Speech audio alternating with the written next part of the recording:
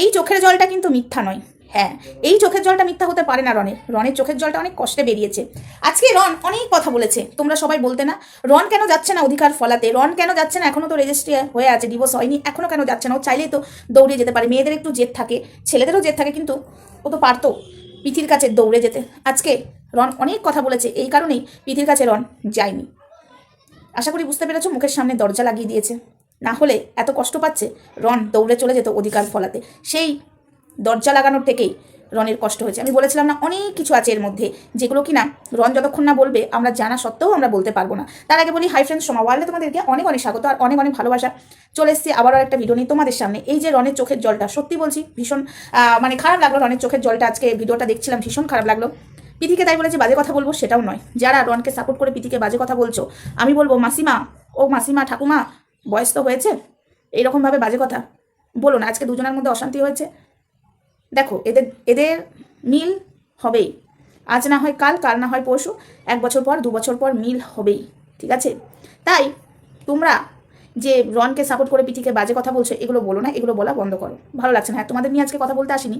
যারা এইভাবে ভিডিও করছে, আজকে রনের ভিডিও দেখে হয়তো সবাই ভিডিও নামিয়ে ফেলবে, কিন্তু নামাবার আগে একটু ভেবে দেখো। আমরা কারোর মধ্যে দূরত্ব, একেতেই দূরত্ব হয়েছে, আরও আমরা কন্ট্রোভার্সি করে দূরত্বটা বাড়িয়ে দেবো না, বরঞ্চ চেষ্টা করবো দুজনকে এক করার, ঠিক আছে? কিন্তু তোমরা যারা কন্টেন্ট করছো, তারা সত্যি বলছি তোমাদের কোনো খেয়ে দেয়ে কাজ নেই। তোমরা সম্পর্ক জোড়া লাগাতে পারো না, কিন্তু সম্পর্কটাকে একবারে তিতো করার জন্য তোমরা উঠে পড়ে পারো, এটা তোমরা পারো। আচ্ছা, এবার আসি মেন কথায়, তোমাদের নিয়ে আমার এই ভিডিওটা নয়। যারা যারা এতদিন বলেছো সমাধি রন কেন চলে যাচ্ছে না, রন দাদা কেন পিথির কাছে চলে যাচ্ছে না, ডিভোর্স তো হয়নি। আজকে আশা করি বুঝতে পেরেছো রন কেন যাচ্ছে না। মুখের সামনে দরজা লাগিয়ে দিয়েছিল। সেই রাতে রন অনেক কষ্ট পেয়েছিল, পিথি এতটাই জেদ বেড়ে গেছিল। তাই বলে আমি পিথিকে বাজে কথা বলবো না, আমি পিথিকে বোঝাবো যে এই কাজগুলো করাটা তোমার উচিত হয়নি। তোমার জন্য সে কিন্তু তার বাড়িও ত্যাগ করেছে, তোমাকে নিয়ে অনেক অশান্তি হয়েছে তার বাড়িতে, যেগুলো কিনা সোশ্যাল মিডিয়াতে অনেকেই ক্লিয়ারভাবে জানে না বা ওগুলোর সামনেই আসেনি। সেখানে কিন্তু রন সামনে থেকে তোমাকে অসম্মান হতে দেয়নি, তাই না?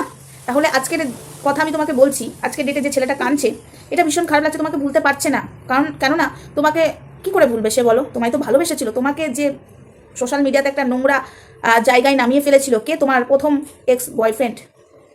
সেই ভিডিওগুলো এখনও ঘোরাফেরা করে তার চ্যানেলে, কিন্তু সেই জায়গা সব পরিষ্কার পরিচ্ছন্ন করে তোমাকে একটা ভালো জগৎ দিয়েছিল পিথি। এটা আমি আজকে, দেখো তুমি হয়তো বলবে তোমার এগেনস্টে কথা বলছি না, আমি তোমাকে বোঝাচ্ছি না, তোমাকে বাজে কথা বলবো রনকে সাপোর্ট করে, কখনোই না। রনকে ভালোবাসি, তোমাকেও ভালোবাসি, তোমাদের দুজনকেই ভালোবাসি, এবং ব্যাক ক্যামেরার পেছনে তো অনেকেই বোঝাবার চেষ্টা করছে। এই ছেলেটা যে কষ্ট পাচ্ছে, এই কষ্টটা সত্যি বলছি নেওয়া যাচ্ছে না। আজকে হয়তো বঙ্গরন একটুখানি প্রকাশ করে ফেলেছে, কিন্তু পুরোটা প্রকাশ করতে পারবে না, কারণ সে ওই টাইপের নয়, ওইভাবেও কন্টেন্ট করবে না। তার কষ্ট হচ্ছে, তার বাবা মা বাড়ি থেকে বার করে দিয়েছিল, তারপরে তুমিও বার করে দিলে, যে বাড়িটা ভাড়া করেছিল রনি। তো একটাই কথা বলবো পিথি, তোমাকে আমি বোঝাবো যে দুজনের সম্পর্ক এক করে নাও। এইভাবে তুমিও কষ্ট পেও না, রনকেও কষ্ট দেবে না, তোমরা দুজনাই কষ্টে আছো। তুমি যদি কষ্টে না থাকতে পিথি, আমি তো ব্যাক ক্যামেরার পেছনের অনেক খবরই জানি, তাহলে রনকে নিয়ে আলোচনা তুমি করতে না। এটা সিরিয়াসলি বলছি, রনকে নিয়ে তুমি আলোচনা করতে না, যে শিক্ষা পাওয়া উচিত। না, বেশি কথা আমি এখন বলবো না, যেগুলো ব্যাক ক্যামেরার পেছনের কথা সেগুলো আমি বলবো না সোশ্যাল মিডিয়াতে, যেটা সোশ্যাল মিডিয়াতে হবে সেটাই বলবো। তো রনকে আমি হাত জড়ো করে বলছি, ভাই তুমি কষ্ট পেও না। আমি জানি তোমার কোথায় ইগোতে লেগেছে, যারা যারা বলছে কেন তুমি যাচ্ছ না পিথির কাছে, ইগোতে লেগেছে ওইখানে, মুখের সামনে দরজা লাগিয়ে দিয়েছে, একটা আঘাত পেয়েছে যে আমার বাবা মাও আমাকে বার করে দিয়েছে, তারপরে পিথিও বার করে দিল, যাকে আমি এতটা ভালোবাসি। রনের যখন ভিডিওটা দেখছিলাম, চোখের কোণে জল আসছিল, সিরিয়াসলি বলছি, পুরো ভিডিওটা আমি দেখছিলাম। মানে প্রথমে আমি নেট ব্যান্ড দিয়ে ভিডিওটা শুনছিলাম, তারপরে লাস্টের দিকে না আমি আর নেট ব্যান্ডটা মানে কাজ করছিলাম আর শুনছিলাম, তারপরে আমি এসে বসলাম, পুরো লাস্টের দিকে ভিডিওটা দেখছিলাম। রনের যে চোখের জলটা দেখে খারাপ লাগলো, ও যখন বলছিল না, আমারই সত্যি বলছি, আমাদের নিজেদের খারাপ লাগছে। পিথি তোমার খারাপ লাগছে না? লাগছে না? তোমাকে কিন্তু আজও ভালোবাসে, তুমিও কিন্তু ভালোবাসো। তাই বলবো দুজনা এক হয়ে যাও। এত কষ্ট পাচ্ছে রন, সত্যি বলছি, একটা ছেলের চোখের জল যখন পড়ে না, তখন বোঝা যায় ছেলেটা কতটা আঘাত পেয়েছে, কতটা আঘাত পেয়েছে। মেয়েরা তো একটু মানে অল্প আঘাতেও চোখে জল ফেলে দেয়। একটা ছোট্ট কেউ যদি একটুখানি আঘাত দিয়ে কথা বলে, সেটাতেও চোখে জল চলে আসে, কিন্তু ছেলেরা ফেলে না, কিন্তু ছোট্ট আঘাতে। যখন বিশাল বড় মনে আঘাত পায়, তখনই কিন্তু সে চোখের জলটা ফেলে। সেটা কিন্তু রন পেয়েছে। যখন কথাগুলো বলছিল, ও কতটা কষ্ট নিয়ে বলছিল, ওর সাথে ঘটেছে। আমারও খারাপ লাগছিল যখন রনকে বার করে দিয়েছিল না ওর বাড়ি থেকে, দিদি মা বাবা মিলে তারপরে ছেলেটাকে যখন ফাঁসাচ্ছিল, তখন আমাদের কষ্ট হয়েছিল। তারপরে ভেবেছিলাম তোমাকে নিয়ে বেশ ভালো জীবনযাপন কাটাচ্ছে, কিন্তু তুমিও এটা করছো। দেখো পিথি, এদিকে তুমি এরকম করছো, এদিকে রন কষ্ট পাচ্ছে, মাঝখান থেকে যদি কিছু একটা হয়ে যায় তখন এর দায়ভার কি তুমি নিতে পারবে? পারবে না, ভগবান করুক যাতে না হয়। কিন্তু ছেলেটা যেভাবে কষ্ট পাচ্ছে, দুজনে এক হয়ে যাও, এত অশান্তি করো না প্লিজ। তোমাকে তো বোঝানোই যাচ্ছে না পিতি, রনকে যদিও বা বোঝানো যায়, তোমাকে বোঝানো যাচ্ছে না। এত জেদ কিসের? একটা মেয়ের এত জেদ হওয়া ভালো না। তুমি একবার ভেবে দেখো তো তোমার অবস্থা কি করেছিল সোশ্যাল মিডিয়াতে, যে বয়সে তুমি মানে সোশ্যাল মিডিয়াতে এসেছিলে, ওই ছেলেটার মানে পরিকল্পনাতে চলছিলে, ওই ছেলেটা তোমাকে সোশ্যাল মিডিয়াতে এনে চুমু চাটা খেয়ে কি করেছিল, সেই ভিডিওগুলো এখনো চলছে। সেখান থেকে তোমাকে একটা ভালো জীবন দিয়েছিল রন, তাই না?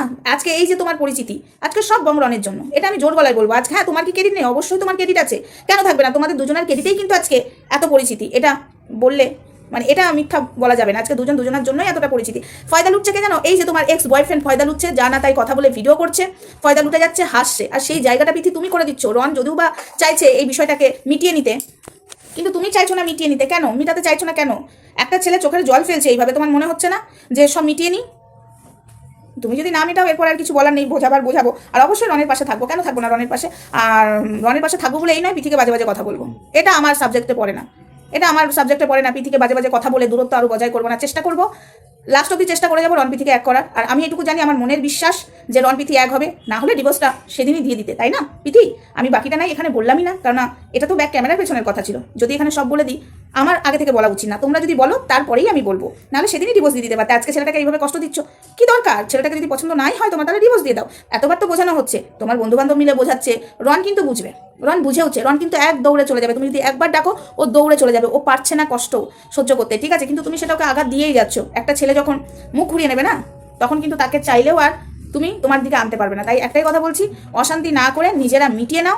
আর যারা তোমরা বলছিলে রন কেন যাচ্ছে না, রনকে যারা দোষারোপ করছিলে, আশা করি রনের ভিডিও দেখে ক্লিয়ার হয়ে গেছে। একটা ছেলেকে মুখের সামনে দরজা লাগিয়ে দিয়েছে, সে আবারও গেছিল, তখনও ওকে ঢুকতে দেয়নি। তার মানে বুঝতে পারছো ছেলেটা কতটা আঘাত পেয়েছে। তাই জন্য ও নিজে থেকে আর যেতে চাইছে না। যদি পিথি ডাকে তবেই কিন্তু রন ছুটে চলে যাবে, এটুকুও বললাম। রন পিথি একবার বলুক, রন ছুটে চলে যাবে, এতটা জোর গলায় বলছি। তো চলো, ভিডিওটা এইটুকুই ছিল। নেক্সট ভিডিওতে দেখা হচ্ছে, ততক্ষণ সঙ্গে থেকো, ভালো থেকো, সুস্থ থেকো। খুব খারাপ লাগলো রনের ভিডিওটা দেখে, আমার ভীষণ খারাপ লাগলো।